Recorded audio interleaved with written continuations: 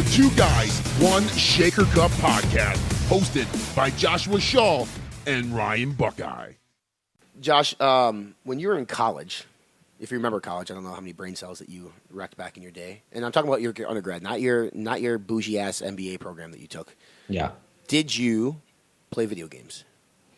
I did not. No, I was actually probably pretty weird because I stopped playing video games. Wait, hang on. Probably pretty weird? Come on, Josh. Yeah, I mean, I was definitely weird. I wear that like a badge of honor. I'm fine with being weird.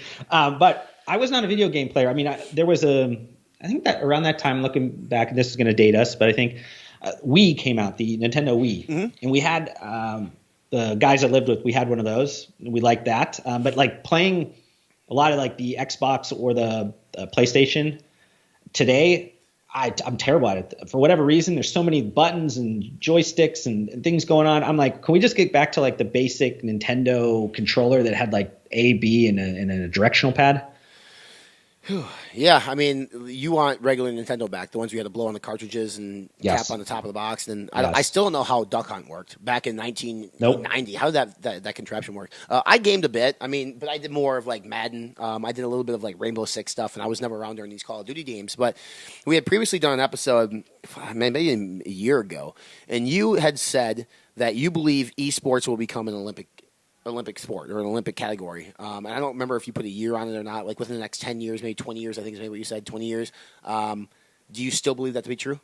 Yeah, no, I think it's going to be that way. I think, and I've mentioned a few times that like the traditional sense of esports of like, a kid sitting at a computer terminal or like a gaming unit with a joystick or whatever is not what I'm talking about. I'm talking about the combination of both like VR or AR and the actual gameplay of just an athlete of some sort. So I think you're going to move into that kind of hybrid world where it's going to need athleticism, but also like the understanding of gameplay and all that stuff like that. So it's not necessarily what most people are thinking about, but I still think I was saying even closest to like 2028, but that's probably still too close. It's probably more towards the 30s or something like that. But I guess we'll see. It becomes more and more popular. A year like this, it became extremely popular. A lot of people are gaming in so many different ways. I think the last numbers I saw, 3 out of 4 people in the world game in some way. So that could be like something easy on your phone or, could be whatever. But just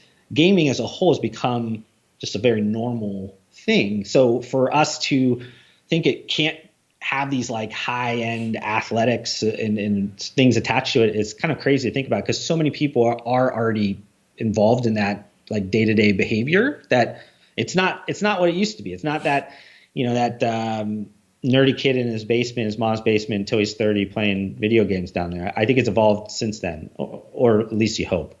Yeah, and I think it's important. Like if we talk gaming, you mentioned the word mobile, and I think mobile gaming is by far the most popular. So whether it's on your phone or whatever it might be, then you have PCs and you have consoles. So if you look at, just to set the background here, if you look at some of the stats within gaming, I think I read like 2.5 billion people will be mobile gaming this year. There's 7 billion people on the planet?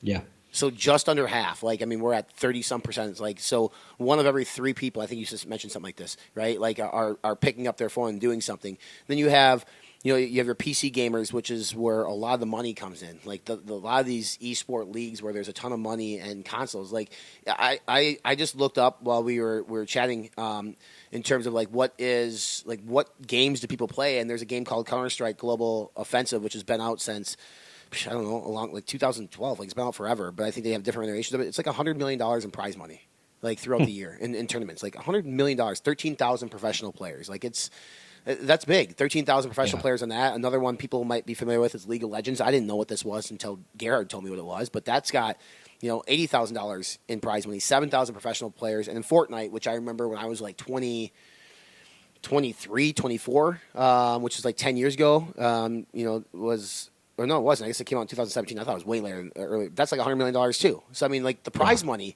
in this space is crazy. And I think we saw this year more than any year before the impact that esports is having within our sports nutrition market. And I don't know when G Fuel was released, but I know Mountain Dew had their play and they tried to get in on gaming. But I feel like when I was a kid playing games in my basement, I was drinking a carton or a case of Mountain Dew easily a week, if not in like 3 days, because I wanted to stay awake and play the game all night. This was before online play. Yeah. I stopped gaming when online play kind of became a thing. I mean, I remember doing like Grand Theft Auto, and all of a sudden I remember when they said Grand Theft Auto was going to be online, I was like, that's going to be a shit show. Like, people are going to be like rude to people. I mean, I'm rude to people in the same room as me. Now imagine putting a headset on and talking to some 12-year-old kid in God knows where. I mean, I am going to tell that 12-year-old kid that I'm going to do things to his mother because I can do that. And it's just an environment that I obviously didn't have time for anymore as I grew my own personal and professional life. But I can't even, I don't know what I do. If I put a headset on today, I don't know what type of people I'm speaking to. I don't know if they're real, if they're fake. I don't know. I don't know what information they have access to. Can they see me naked, Josh? They probably could if they have access to your webcams. I'm sure they have it. I mean, yeah. I mean, that's what I'm saying. I don't even know how I would even be involved in that world. I feel like I'd be thinking all of those things, like you just said. I mean, like, I don't know how advanced these people are in terms of those things. So I'm like, man, I'm so much of a noob that I would be like not doing very well in that. And to your point, I would probably be getting some of my like stress relief out and like yelling at people on the headset, which would be terrible because I don't know who these people are. They could come and like do some crazy stuff to me. I don't know what's going on, but yeah, I mean, to your point, like just all these different leagues or just like games, or a lot of them come from the game developers. So, be that like EA or Activision Blizzard or Epic Games, or these other ones that have their games, and then they make kind of professional leagues around there, or just like tournaments, and then even just a lot of the sports leagues now have like the version of that. Even like the Pro Bowl this year, they're having a Madden Pro Bowl. Each team has one player. NFL team has one player that goes and competes for the Pro Bowl the Madden like challenge or something like that. And then even in the NBA, they have each team. I don't know if it's all the teams, but most teams have a esports team like that they also have. So it's like it's owned by the NBA team owner, plus there's some other people that are also involved in it, but they have their own kind of. So it's like you're seeing it across all different types of games. So not just like the fantasy games or like these first person shooters or sports. It's like it's all over the place now that it's at the point where a lot of like kids now are looking at this as like a possible way that they can make a living. And not only that is that I guess parents now maybe look at it a little bit differently than our parents. I know like my parents never really said too much shit about like, oh, are you playing too many games? But I also know they weren't really like pumped up that I'd be playing a bunch. They wanted me to go outside and do whatever. But now I think parents are a little bit more understanding that this is honestly could be a profession for these kids. Is they're streaming, they are personal brands at a young age. They're actually like getting sponsorships, they're getting ad dollars, they're getting a bunch of things that in our age range we never had even had access to that stuff. That wasn't even like a thing. That was like, I remember watching something on Netflix recently. There was like these tournaments that you could enter at the malls, like with Nintendo or something like that, and like the prize was like they would send you to the Orlando for Disney World or something. Like that was the biggest prizes of things that we could get back then. But now it's like these people are getting hundreds of thousands or millions of dollars when they're winning these tournaments. Twitch has like changed that for a lot of people, right? Because you can make revenue based on your subscribers. And I admittedly, I don't even know how to get on Twitch. I mean, obviously there's an app or something, right? I mean, I sound like a fucking old man right now. But like, you mentioned that some people are doing this as a profession. I mean, the number one streamer in the world makes $15 to $20 million a year. Let that sink in, people. $15 to $20 million a year playing video games. Now, I know some people are like, that's crazy. Like, playing video games, it's actually taxing. I think if anybody's ever played a video game for a long time, it's tiring. It's hard on your eyes. Like, you have to be full on, like mentally in. So if you're going to make $15 to $20 million a year, like, you have to be in, and you have to be in a lot. So not that like it's all fun and games. I'm sure it's stressful. I'm sure it's difficult, and people are probably like, "What the fuck are you talking about, Ryan? How is it difficult?" Like I just remember some of the late nights that I've done gaming, and you have all sorts of different emotions going through you. And this is me as a young kid playing like Madden football. Now I can't imagine if I'm playing competitively for money. I mean, but yeah, there's a ton of different gamers that are making a living just doing this, and they're making a living through Twitch revenue, through sponsorship revenue. I mean, think of brands in our space now: Ghost, XP Sports, Redcon, all these brands that drop gaming supplements over the last 6 months that are going to look to align themselves with some of the biggest streamers in the world, and then pay them in not only product but in affiliate income and monthly contracts. I mean, it's feasible to be a 16-year-old kid, to go up to your parents now and say, I'm going to be a professional gamer and I'm going to make a living doing it. And if anything, the gaming market in 2020 is worth about $159, almost $160 billion. They said it's up almost 10% from last year, right? So that obviously is during a pandemic, but I think now with the release of like a PS5 and a new Xbox console and PCs are getting faster, I think I read something like by 2023 it's going to be close to a $200 billion market. It's a lot of money for playing video games. Yeah, and there's so many different parts of like that market. Obviously, there's the consoles, there's the games, there's the tournaments, there's all these different things. But I know even we're talking about just like the teams. You have a few of the teams that are now worth, I think, $300 to $400 million, like in terms of evaluation, and they're actually getting and raising capital. Like a few of them raised capital from like extremely prominent people.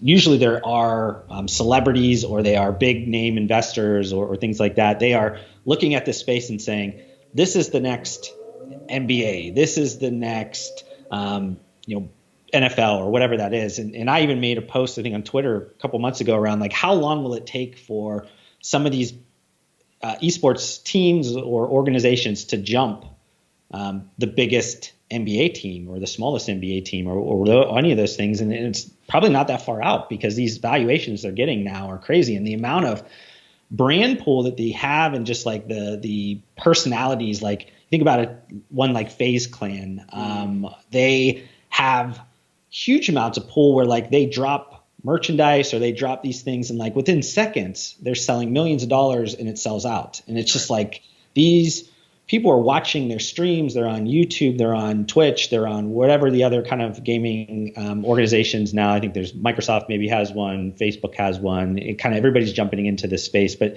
they're able to then have tons of just eyeballs on them. And then obviously these big major companies are looking at them and saying, hey, how can we get attached to this? Because these are like bona fide celebrities in their own like niche, and that niche is growing each day, becoming more mainstream, that you're trying to get these people attached to your brand quicker. And even in our space, this is kind of like way trickled down, but like you mentioned, you're going to need to start to look at those things. I know like G Fuel has probably done the most amount of strategic partnerships in the space because they've been around for, I think maybe it's 2012, somewhere around that time when they changed over from a sports nutrition brand to worrying about esports and gamers. And a lot of those deals they've made with very large prominent people or different, I guess, game IP or whatever it is, because I think they have something with Sonic. They have a couple other ones, Crash Bandicoot or things like that. But they have these things and like they've done a really good job at attaching themselves to those things. I think that was kind of the first wave. And then now you're seeing a lot of the brands then take what they're doing and then try to iterate off of that and maybe do things a little bit differently. And you have a few other brands that have done, some good things. We're going to probably mention a few of them. But there is a flip side again to that, is like you could be doing it the wrong way, which I'm sure we'll talk about that as well.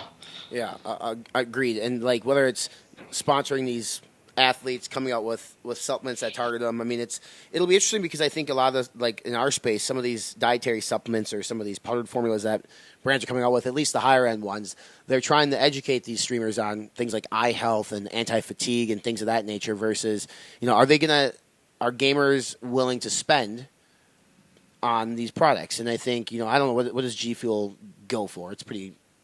Yeah, I think they're constantly kind of running like the 2 for something. So like I think they're probably on the lower end of that where you can get something for $25 a unit. Right. So I mean it's that'll be the thing, like, okay, are gamers willing to do this, and if so, like how much are they willing to spend? And I think if the income potential is there, that changes everything for some of these gamers too. But I think this year more than anything, it really did, like, it was sort of a domino effect, right? In our space, it's people looked at G Fuel and said, okay, there's enough to go around. This industry is big enough that we all can have a slice of it. Ghost, Redcon, Muscle Tech with their XP Sports. Now you have like John Foster over at MileBlocks, I think, coming out with his own special. I can't remember what it's called, but I mean, everybody now wants a piece of the pie. But I think, Josh, you made a good point where it was on this podcast or a recent podcast. It's like trying to get into a space in which you know nothing about, right? Like, I don't know how much merit Redcon has in this space. Maybe a lot with Call of Duty. It kind of aligns, like the video game Call of Duty kind of aligns with Redcon.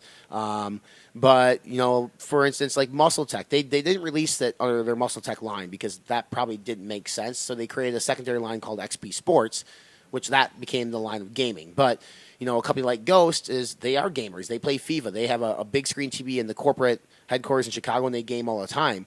But I think what you're going to see is, to your point earlier, is like you're going to see a lot of these brands just want to be in that space because like there's money there, but they don't have any reason to be like outside of trying to gain a buck. They don't know anything about it. Yeah, it's the idea of being on trend is cool, but you have to be also on brand for it to make sense. If you're not on brand, then you're really just going to be outed eventually, especially in that space where it's all about community, all about authenticity, all about being a part of that. Mm-hmm. And to your point around the Ghost situation is like, yeah, they were already playing video games, but now they've been able to just even go further in that and obviously put a lot more gasoline towards that and have team members that only focus on that. And all the companies always kind of involved in that. And they're constantly, as owners on there. And I think that's something that G Fuel has done extremely well. I know they had if it's a apartment or a house or something that was like set up only for gaming setups, like where then they would stream, the owner would come in and stream, and they'd have like a lot of that type of content that was constantly flowing in there. And they've been able to do that probably as authentic as anybody else. And then, kind of Ghost coming in there, and then everything else, like, unfortunately, just because you have a repackaged product or a great product or whatever is I don't think really hits the mark for these consumers. They want to know that you're part of the community. They want to support a lot of this. I know that there was a deck from the TwitchCon, which is like Amazon put out, and they had a bunch of stats around just how connected the gaming community was to buying like the brands that were also part of the community. And it was like really strong connection. I think it was like 70 or 80% said they would only buy if it was like something connected to the community. So they want to know that you're part of it, because I think there is a ton of just hatred, or just people have always looked down on gaming as a whole. And especially some of these like first generation ones that are now probably our age or whatever, they had to go through a lot of shit to like build out this world of like legitimacy. So like you think about your parents hated, your friends probably looked at you weird, like all this kind of stuff. So then now all of a sudden you have these companies coming in that have nothing to do with anything. Now they're just trying to cash the chips that you've spent so much time trying to build up. And you probably don't really enjoy that very much. And I think that is something that somebody needs to really kind of pay attention to if you are going to jump into this. Could you make a little bit of cash by doing it? Yeah. But are you going to have any long-term sustainability in that space if you don't go steps further, or you have a shit ton of budget to be able to do that? No. I mean, you mentioned Mountain Dew. Yeah. Mountain Dew is probably, in terms of a big brand, they're probably one of the strongest brand affinities in that space outside of maybe Red Bull. And they have always been connected with gamers since the beginning of time. That was always like the shoes of fuel, I guess, is what you would do. And now I think because of some of the moves they made with Rockstar, like PepsiCo owning some of those things, now they've reverted the Mountain Dew energy brands into gaming kind of only. So if you look at their direct-to-consumer offering and things like that, it's very gamer-focused, very much like content, very much focused on supporting that community, because they realize we've had so much affinity in this space for a while. Let's like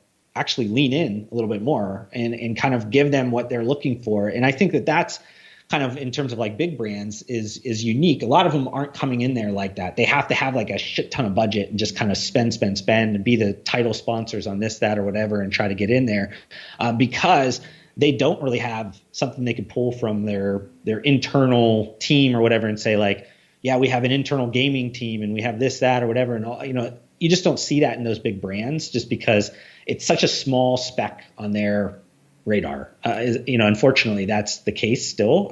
Even though it's big, it's still not as big as, if they're doing college sports or if they're doing, these types of things where they have so much more I guess, connection, or just have the ability to pull so much more money out of those partnerships. But I don't know. It's one of those things where this year has been interesting to see how many people have jumped into the space. And last year was a lot. This year was way more than we saw last year. Yeah. I mean, it's going to keep growing too, right? Like, especially the more and more brands become part of the space and the more and more different. I mean, it'll be interesting to me, like, when we go back to, say, I mean, it's typically a beverage of something, but like you have these blue light blocking glasses that are obviously going to be a bigger thing too. Is if you're gaming for 6 to 8 hours a day, like what can you do for eye health? What other accessories can you sell to gamers to help improve their gameplay? And is there going to be clothing lines and stuff, right? Like come out, these clothing lines are designed for gamers. And they have little electrodes in it, which is quote unquote improves blood flow, which helps whatever, right? Like I remember just. Think about baseball, for instance. I don't know if you play baseball, but they're like the necklaces, right? Like the ion charged necklaces or whatever that are $30-$40 at like a Dick's Sporting Goods. I don't think they do anything at all. They look cool, and you have to have them if you're a ball player. But like now, who's going to sit there and say let's come up with a study in which promotes this product that we're trying to get into gamers, saying like, yep, it's going to increase your kill rate by 4%. Plus, it looks cool. I mean, there's so many different. It's been largely, for the longest time, it's been games, consoles, now like in-app purchases, things of that nature.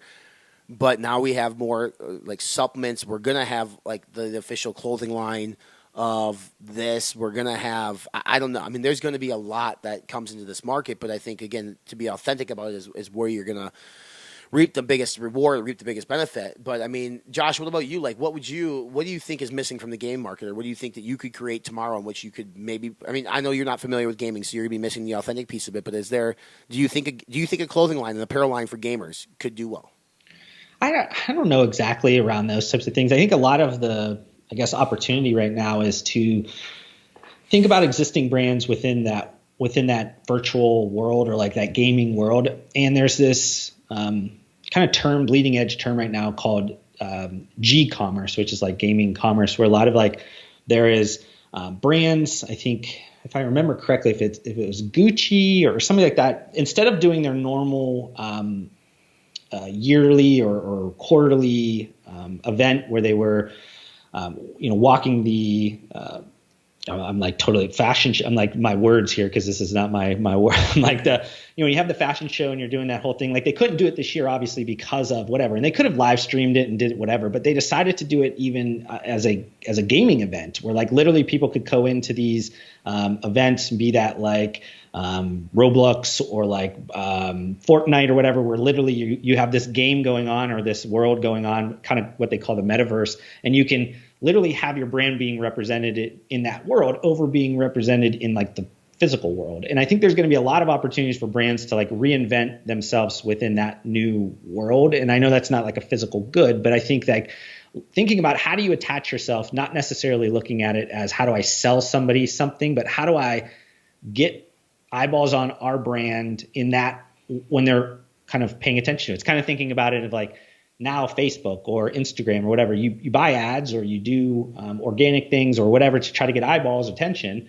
But if a lot of the attention now is shifting to somewhere else, you have to think about how do you do that. And it's not as easy as it was like just putting out an ad or whatever, at least today. You have to kind of create experiences or create things inside of those apps. And I think that might be something like brands in our space probably not going to look at all. That's something so far off. But I think a lot of like larger industries or larger brands are going to be looking at that and saying, how do I actually get a part of this? How do I become more authentic to this world? And that might be the difference between somebody looking at your brand or not, because in their traditional ways, if it's print ads or billboards or whatever it is that you normally did, somebody has no idea who you are. Right. But that might be, the difference. So I think there's things like that. And overall, I think there's tons of just ways to like remarket or kind of communicate things in a way that community would really like. There's a company called Control, CTRL. I think it's catered what's that? It's Cater to Real Life, I think is the acronym, but like they have a meal replacement for gamers. So a little bit different. They're owned in part by a gaming organization. The guys that started it were ex-professional gamers. So like you're seeing people start to think about this as like, okay, energy is one thing, but like what else do we need? What else are these things that maybe work out well? So I think there's going to be a ton of maybe this year, hopefully people are going to look past just the energy, pre-workout-ish type product and move past that and go into something else in the physical product world. Like you said about clothing and stuff, I don't know anything about that stuff. That sounds gimmicky to me, but hey, people love gimmicks. True. I mean, obviously, it's gonna be cool. And then it's like what are different forms of gaming? What's the word I'm looking for? Gamification, right? Like, what other forms of gamification are going to come out? Because I think we've talked about it in the past, but like one of the best forms of gamification in terms of the fitness world was the Pokemon game that came out that got people up. And I'm surprised that we haven't seen, especially during the pandemic, that we didn't see something like a Pokemon, like or was it Pokemon, right? Where you Pokemon Go, yeah, Pokemon Go. Like, how come during this whole thing we didn't see a new iteration of that game come out? It's beyond me because people needed to get outside, right, and do stuff, and this was the great opportunity to do so. And I thought, like, hey, gyms are closed. That's one thing, but let's get people up off their ass and do something again for their health. And we just didn't see it. So there is opportunity there. Is that the more and more of these people take to mobile gaming again, out of the 2.7 billion people gaming, a lot of them are, or maybe that's the mobile gaming market. I can't remember what the number is, but like that's a lot of people that you could literally create a game. I mean, again, and charge little for it, and do very, very well. So, I mean, Josh, maybe that's what we need to do. Maybe we need to stop doing this silly podcast and create a new Pokemon Go. Except for we'll have them like they gotta get out there and they gotta catch little Josh Shaws or something. I don't know, but we could be rich before we know it. Yeah, I don't know what kind of technical chops we need to acquire. But if anybody's listening to this and you know how to do that, hey, hit us up. Maybe we can make that game a reality.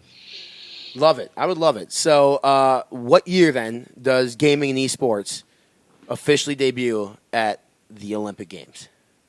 Now we got to figure out like when the Olympic Games are going to happen again, though, because of COVID. I know. I was going to say that right now we already pushed it back a year. So what do they do? I mean, I honestly think it's probably going to be attached to something that maybe is even these last couple ones. And why I thought it was going to be a little bit earlier is because they were in Asian markets. So I thought that might have been one that worked out well. But I think we're probably going to have to look past that into the 30s. So if that's 32 or 36 or whatever, I think that would probably be where you're going to look at that, because there is a process. I think you have to get like approved. You got to go through so it's not necessarily that they can just like snap their fingers and get it going. But I know that they've talked about it in several of the last like couple of meetings. They've talked about that as one of the potential things. So it's not like I just picked this out of it. I mean, a couple of years ago when I was talking about this, probably wasn't normal, but now it seems like people are starting to think about it a little bit more. And it just seems like if you're going to try to get a global event and you want people from all over the world to be interested in it, gaming is about as global as you're going to get. It's not a U.S. movement by any stretch of imagination. It's pulled by other countries. So it's one of these things where it would be the perfect event if it was.